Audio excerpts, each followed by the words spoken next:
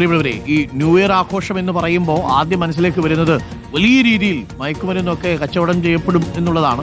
അതിൽ നമുക്കൊരു ആശങ്കയുണ്ടായിരുന്നു. പ്രത്യേകിച്ച് കൊച്ചി നഗരത്തിലൊക്കെ വലിയ DJ പാർട്ടികളൊക്കെ റേവ് പാർട്ടികളായിട്ട് മാറുമോ എന്നുള്ളൊരു ആശങ്കയുണ്ടായിരുന്നു. ഇപ്പോൾ തിരുവനന്തപുരത്ത് നിന്ന് വരുന്ന വാർത്ത, തിരുവനന്തപുരത്ത് കണിയാപുരത്ത് ലഹരിവേട്ട. ഡോക്ടറും BDS വിദ്യാർത്ഥിയുമടക്കം 7 പേർ പിടിയിലായി.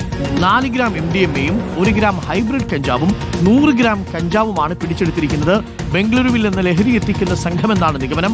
ഹരി, ഈ പുതുവത്സരത്തിന്റെ ആഘോഷത്തിന് കൂടുതൽ ഊർജം പകരാൻ വേണ്ടി കൊണ്ടുവന്ന സാധനങ്ങളാണോ പിടിച്ചെടുത്തിരിക്കുന്നത്? ഇവർ സ്ഥിരമായിട്ട് ഈ ലഹരി കടത്തുന്ന സംഘങ്ങളാണോ? നല്ലൊരു പണി അറിയാമല്ലോ. ഡോക്ടറും BDS വിദ്യാർത്ഥികളും ഒക്കെയാണ് ഇതിലെ ഇടനില കണ്ണികൾ.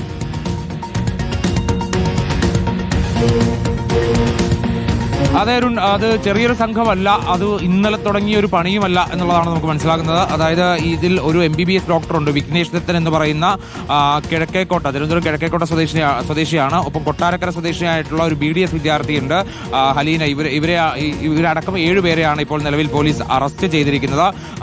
ആറ്റിങ്ങൽ നെടുമങ്ങാട് റൂറൽ ഡാൻസ് സംഘമാണ് ഇന്നലെ ഈ പുതുവത്സരാഘോഷവുമായി ബന്ധപ്പെട്ടുകൊണ്ട് നടത്തിയ പരിശോധനയിൽ ഇവരെ പിടികൂടുന്നത്. പക്ഷേ ഇതിൽ ഏറ്റവും പ്രധാനപ്പെട്ട കാര്യം എന്ന് പറയുന്നത്, ഇവർ ബാംഗ്ലൂരിൽ നിന്ന് MDMA-യും കഞ്ചാവും ഒക്കെ, ഇത്തരത്തിൽ ഹൈബ്രിഡ് കഞ്ചാവും ഒക്കെ അടക്കം ഇങ്ങനെ നിരന്തരമായി കടത്തിക്കൊണ്ടുവരികയും ഇവിടെ അത് പ്രൊഫഷണൽ വിദ്യാർത്ഥികൾക്കും ഡോക്ടർമാർക്കും നിരന്തരം വിതരണം ചെയ്യുകയും ചെയ്യുന്ന സംഘത്തിലെ കണ്ണികളാണ് എന്നുള്ളതാണ് മനസ്സിലാകുന്നത്. ഇവർ 7 പേരല്ല, അതിനപ്പുറത്തേക്ക് കൂടുതൽ ആളുകൾ ഈ സംഘത്തിൽ പ്രവർത്തിക്കുന്നുണ്ട്. ഇവരുടെ അടുത്തുനിന്ന് ഈ കണക്കിലുള്ള വസ്തുക്കൾ, അല്ലെങ്കിൽ 4 ഗ്രാം MDMA, 100 ഗ്രാം കഞ്ചാവ് എന്ന് പറയുന്ന പോലെ ഒരു വലിയ ക്വാണ്ടിറ്റി ഒന്നുമല്ല ഇന്നലത്തെ പുതുവത്സരാഘോഷത്തെ സംബന്ധിച്ച്. പക്ഷേ അതൊരു ചെറിയ ഭാഗം മാത്രമാണ് പിടിച്ചെടുത്തത്. കൂടുതൽ ഇവർ വിൽപ്പന നടത്താനായി കേരളത്തിലേക്ക് കൊണ്ടുവന്നിട്ടുണ്ട്.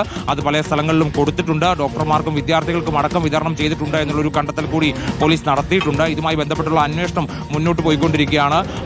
അതിൽ മറ്റൊരു കാര്യം എന്ന് പറയുന്നത്, ഇവരെ ഇന്നലെ ഒരു വാടക വീട് കേന്ദ്രീകരിച്ചാണ് ഇവർ ഇന്നലെ ഈ പ്രവർത്തനം നടത്തിയിരുന്നത്.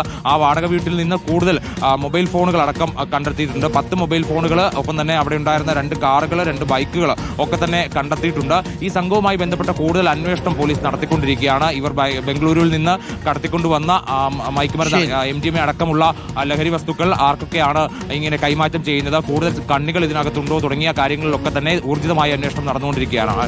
Thank you. ഹരിയാണ് വിവരങ്ങൾ നൽകിയത്. തിരുവനന്തപുരത്ത് കണിയാപുരത്ത് വൻ ലഹരിവേട്ട.